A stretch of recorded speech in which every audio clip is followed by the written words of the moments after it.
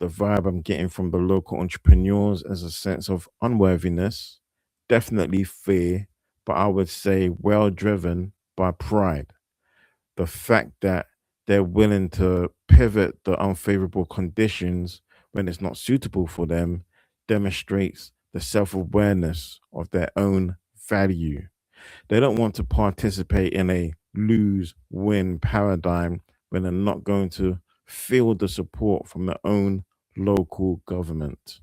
And it's clear the desire to serve is there, reinforced by pride, anger, and even courage. But I don't think many are coming from a place of neutrality, as in willing to go for it, whether they succeed or don't succeed, like having a sense of duty. It seems like the challenges is too overwhelming because the opposition is the actual government. Realistically, it's impossible for these businesses to thrive if the government systems and processes is working against them. It's like the enterprises that governments are in favor of have the cheat code. Who's going to risk investing in that type of climate if you're in the position that is out of favor from the government? Most people will say it's a folly, it's not wise, it's not worth your investment. I think we can agree the sentiment of the local entrepreneurs is one of frustration, defeat, and failure, along with anxiety, fear, doubt, ignorance, and even lack of awareness. They feel like they have no power, no control to sway and influence the government to support their interests. In this case, no solutions have been offered, so I have to say the effect of determinism is in play. The social maps of genetic, social, and environmental determinism have conditioned indigenous entrepreneurs to accept a stimulus response paradigm where they feel they've exhausted all their options, therefore rendering themselves powerless with no control of the situation. This leads to being conditioned with reactive habits, drifting along in a state of hypnotic rhythm consumed by negativity, reacting to the physical, social, and psychological weather they're exposed to.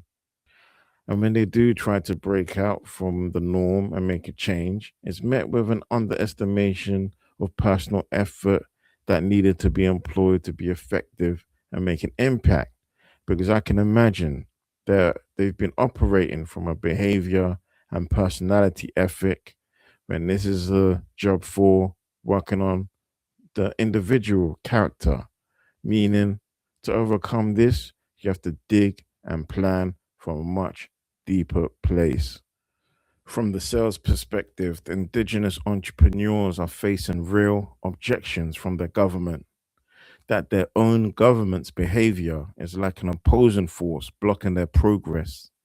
They want to be represented by a government that supports their vision to the degree that they have their cooperation and protection. They feel like they should have the right to operate in a win win environment. As I've been saying, their sentiment is that the government would rather aid foreign enterprise than local enterprise. For whatever reason, I don't know. Maybe they don't want to see homegrown talent progress because they fear competition from new political challengers in the future. Maybe the price of foreign enterprise is just more lucrative and the government has simply been paid off. But let's turn it around. Could it be that the government is just not sold on the talent of the local entrepreneurs, that they're not sold on the products and service they produce enough? Or they could be sold on the products, but they're not sold on the actual indigenous entrepreneur. They're not sold on their competence to see out this vision. Or maybe they believe in one or two are capable. A minority can succeed, but when looking at the general collective group of local entrepreneurs, the majority, they feel as a whole, they lack the ability to succeed.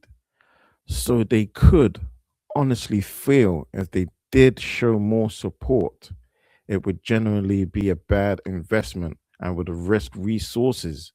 Therefore, in their wisdom, believe that the lack of support is coming from a place of protecting the country as a whole from themselves.